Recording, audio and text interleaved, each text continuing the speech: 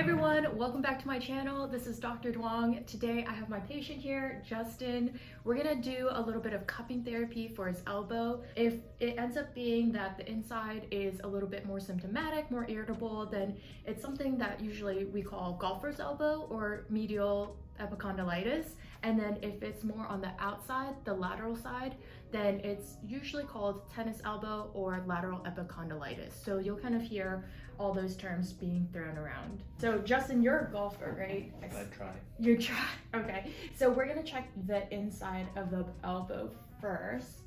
Any pain here? A little bit. When I'm pressing. A lot of our wrist flexors are attached on the inside of the elbow, and they attach up at the humerus here in the upper arm, and then they come all the way down to the hands and to the fingers. We'll take a look at the outside. A lot of the outside muscles are wrist extensors, so they're the ones that bring the hand up like this. And then these can often get really tight too. Anything here? Yeah, Tender? More so than the inside? Yeah. Okay, yeah, I find that with myself too. So we'll go ahead and just do both sides. That way I can show you guys too how I would usually do cupping therapy for it. We'll start off with putting a little bit of baby oil.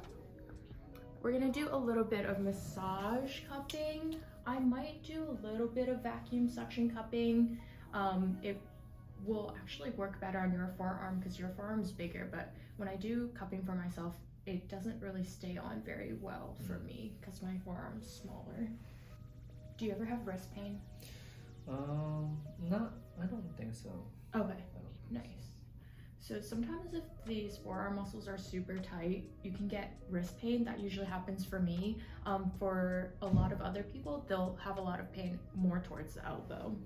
So once we get that all oiled up, I like to start with, I think this one's a small cup. So these are Lear Essentials cupping set on Amazon. I'll link it down below so you guys can take a look at it too. But we'll mainly use these two small ones because this area is a little bit smaller as well. So if we use the bigger ones, they're not gonna suction well. To start off, I always like to warm up the muscle first. So I'll go very light suction, go about 3 rounds along the muscle, and then we'll try to get more perpendicular and then circular. So we'll start up at the elbow here.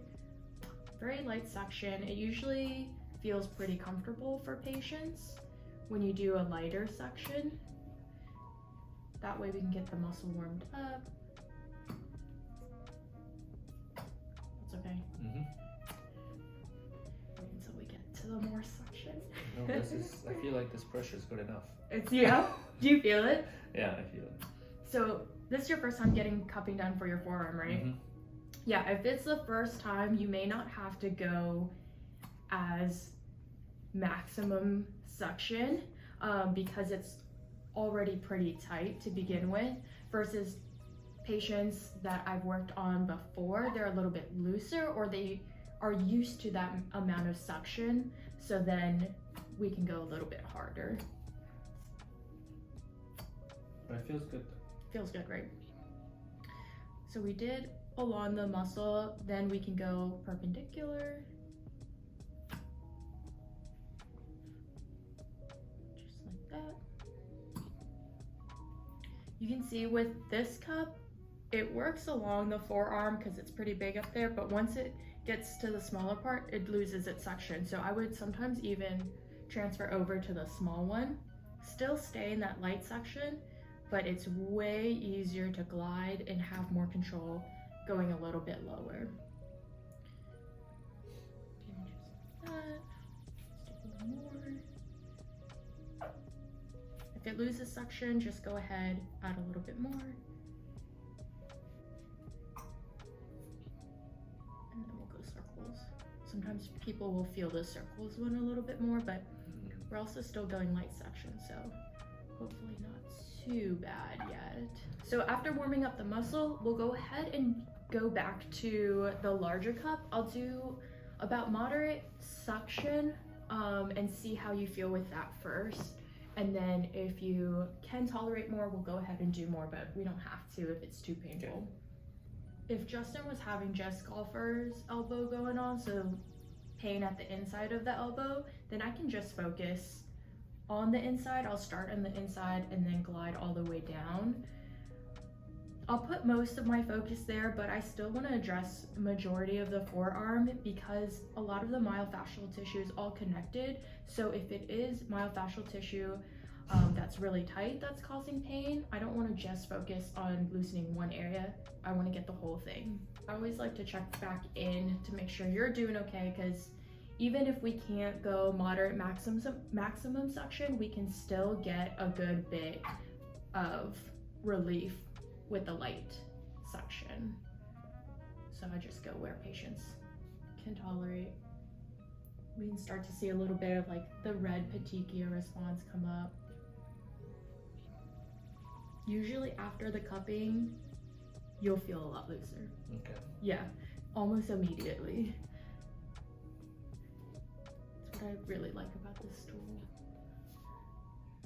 I can already feel it being warm. Yeah, all the blood rushing in, which is great because then all of the new nutrients will come there, help it heal quicker. Right there. Yeah. I can tell by your facial reaction. If both sides a little closer in around this area, it's more tender. Where it attaches, yeah. And that's where like most of the muscle bellies are too, which makes sense. So I usually don't do too much with this size cup because the smaller one will get a lot more and can, yeah, I know. It'll feel a little bit more pinchy and it'll be more localized to the muscle. So we can we can find areas where the myofascial tissue is tighter and then it almost kind of sucks in, or it'll get a little bit slower.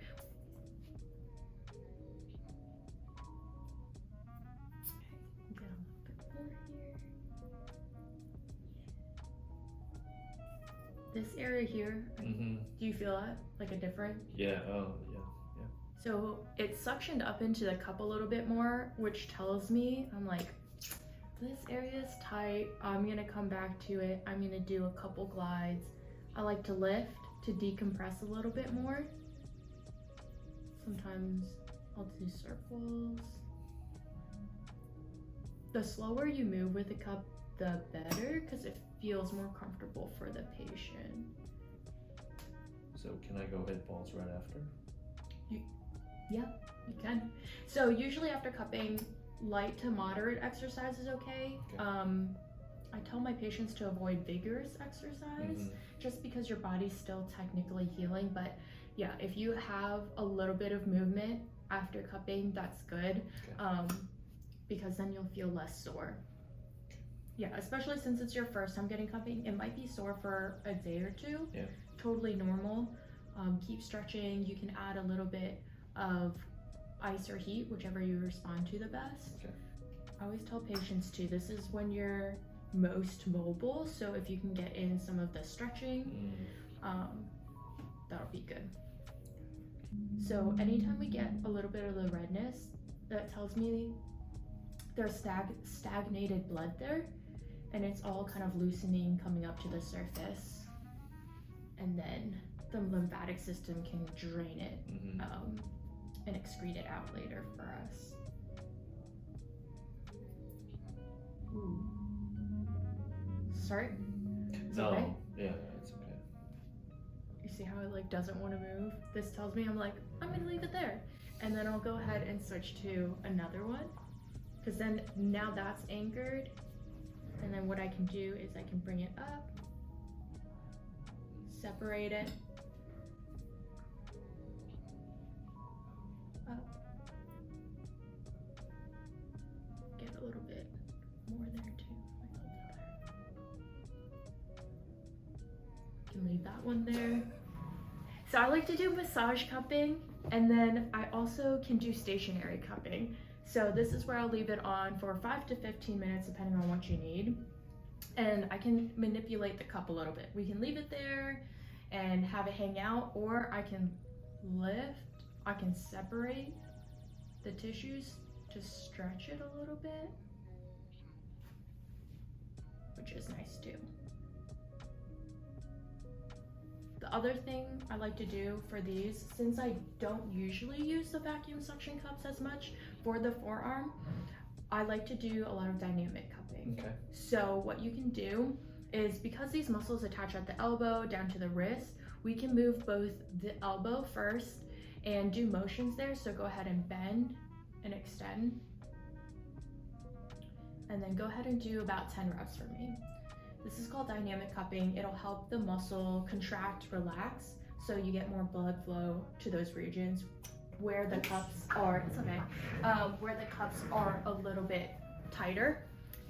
They'll pop off, that's totally normal. I'll just put them back on again. Let's get the inside too. Get a good amount of suction. How's that feel? Good. Okay.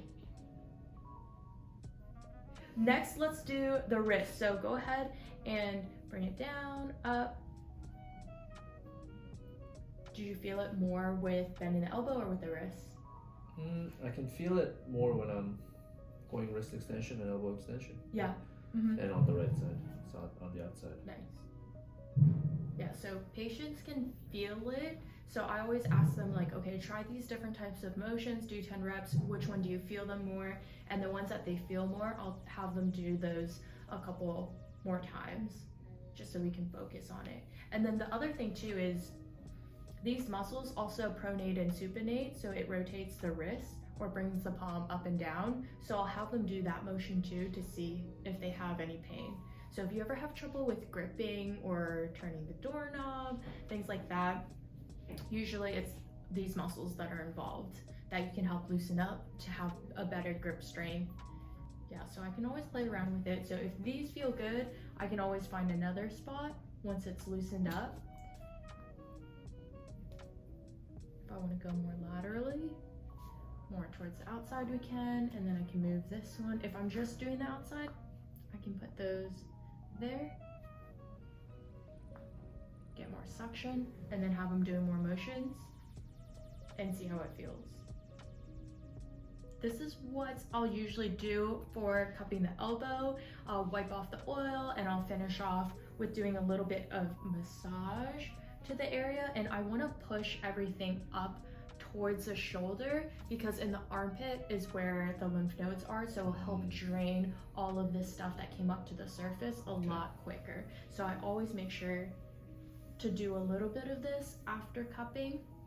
I'll go ahead and show you guys what it'll look like with the vacuum suction cups, because those are still really nice if you have someone who has bigger forearms, and they're still really nice because those will actually get a deeper suction. So if the patient can tolerate, which you can let me know as we're doing it, then we can get a greater muscle release. Versus these suction cups, you can get a good amount of suction, but not as much as the vacuum suction cups. So we'll go ahead and grab those. We'll use the regular size ones. We'll go where we had up at the top. So for me, maximum suction is usually 3 or 4. Too much? No, it's okay. You're okay? Yeah. Okay, so initially the first cup's always gonna be, you'll feel it more. Like, it'll be a little bit more painful. I tell the patient, that's kind of normal. If you can tolerate it, then breathe, take deep breaths, breathe into How it. long? 5 to 15 minutes, Okay. It depends. So if it's your first time, maybe more towards 5 minutes and see how you feel. Again, I'll check in along the way, like, how are you doing? If it feels okay, then I'll keep it on a little bit longer. If I see that it's at a good spot and we're getting a good amount of redness there. If it has good blood flow, if it's light red, good blood flow, then usually 5 minutes and I'll move on to another spot where it might have more stagnated blood and be more beneficial for this. Yeah. What do you think about pairing this with dry needling? I don't like to pair both of them because you get really sore with dry needling and you get really sore with cupping. So it's just too much for the patient, where I think it's too much for the body. So I like to pick one, and then the next time around, if they want to do the other modality, we can do that. Usually with the forearm, I like to start with cupping because I can get a really broad area. Like I was able to get the whole forearm in less than 10 minutes. And then after we're more broad, Then next time I'll do a little bit more dry needling because then I can get more specific to the muscles. Yeah, good question. So from here, sometimes I can move it around. If I move too much, I can see it'll probably start losing its suction there, just because the ankle's a little bit harder. But if you use some of the smaller cups in the set, they don't suction well, so they're really good. The size is nice for the forearm, but you'll find, you okay? Yep. You'll find that over time it'll start to lose suction and then it'll kind of pop off. So you can kind of use it and get whatever amount of time that it does stay on, but I like the silicone ones a lot better because they're a little bit more flexible, so they can stay on there a lot longer and go around the bony parts with a good amount of suction. Yeah, so from here, I like to go do a little bit of stretching, hold it, go to side to side. And it's very little motion for me, but for the patient, they'll feel it a good bit, especially if they're having pain. So no need to like force it really, just a little bit gentle. The slower the better, because then it'll be more relaxing for you. Yeah, so we'll go ahead and take those off. This one was not too bad, it actually stayed on pretty well. People say the release is the best part.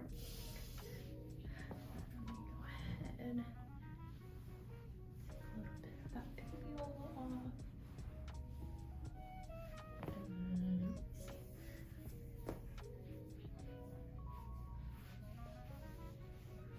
How long do the marks stay on? So for yours, it's a little bit more light red. Within a couple days, maybe 1-2 days, it'll start to fade away pretty quickly. They're just small petechia responses there. For people who have darker marks, then they'll stay around for maybe sometimes a week. Okay. Yeah. How's it feel? Feels good. Yeah.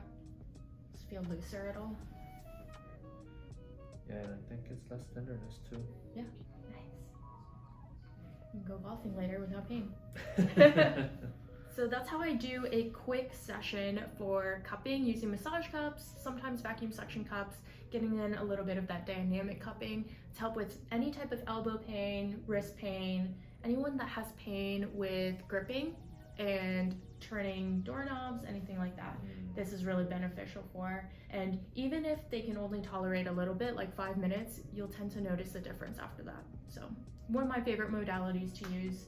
If you like this video and found it helpful, go ahead and like and subscribe, and then feel free to leave any comments down below if you have any questions about the process of cupping the elbow.